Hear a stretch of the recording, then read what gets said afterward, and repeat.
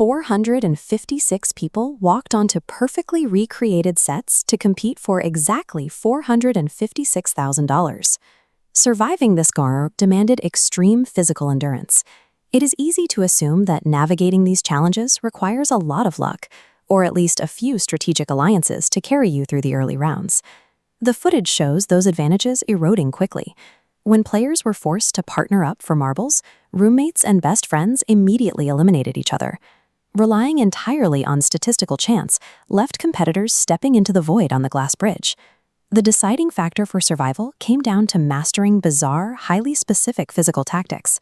To claim the prize money, competitors had to treat simple schoolyard games as a grueling athletic decathlon. They had to learn how to weaponize their bodies across 3 distinct categories of movement. The first filter was red light, green light. Instead of a simple sprint, the 30-minute time limit turned this into an extreme test of static endurance. To avoid triggering motion sensors, players froze mid-stride. This animated model demonstrates the biomechanics of an unsupported squat.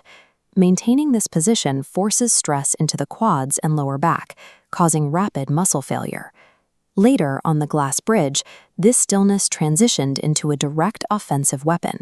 Players arrived at the edge of the glass platforms and outright refused to jump, planting their feet firmly on the glass.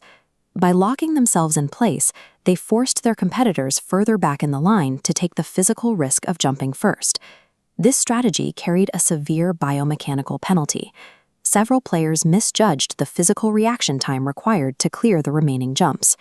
When the clock hit 0, 4 people were eliminated simply because they were still standing on the glass. Mastering stillness meant calculating exactly how long your muscles could afford to freeze and knowing the precise millisecond you had to break that stance to survive. Static endurance was useless in challenges that required immediate, explosive kinetic force to advance. Take tug of war. Victory isn't derived from arm strength alone. This vector diagram maps the physics of leverage.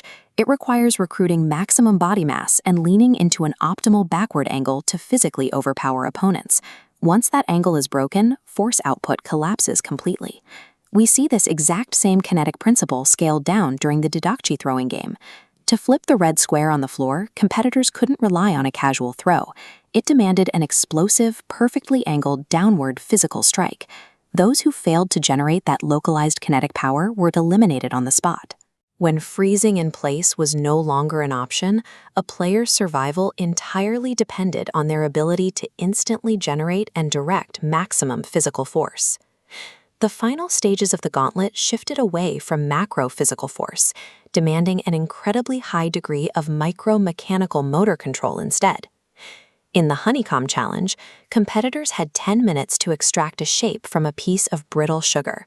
This required delicate, repetitive physical scraping. One twitch or application of excess force snapped the structural integrity of the honeycomb, resulting in immediate elimination. One player actually bypassed this motor control requirement entirely. By smuggling in a lighter, they applied direct heat to alter the physical state of the sugar, melting it instead of mechanically scraping it. The final elimination event stripped the game down to pure spatial momentum, musical chairs. The host enforced a strict physical rule. This top-down geometric map illustrates the required movement patterns. Players had to maintain continuous forward momentum around the chairs, no stopping and no hovering allowed. The margins for error were unforgiving. One of the final 3 competitors was eliminated purely for the micro-error of dropping his body weight into the chair a fraction of a second before the music stopped. In the final moments of the gauntlet, these micro-timing decisions and exact spatial positioning entirely overrode whatever psychological strategies the players had left. Ultimately, player 079 outlasted the remaining field to secure the $456,000 prize. This final victory was secured strictly through superior pacing, acute spatial awareness, and a perfectly timed physical drop into the last available chair. Look at this photo of the original cast on the pink carpet. The Netflix narrative is highly produced fiction, relying heavily on dramatic psychological focus and scripted betrayals. In this unscripted recreation, the psychological warfare took a back seat. With hundreds of thousands of dollars in real cash physically suspended above their heads, the social plotting and dialogue quickly faded as physical exhaustion set in. When stripped of a script, the true victor of a high-stakes gauntlet is simply the one who masters the endurance, the force, and the strict limitations of the human body.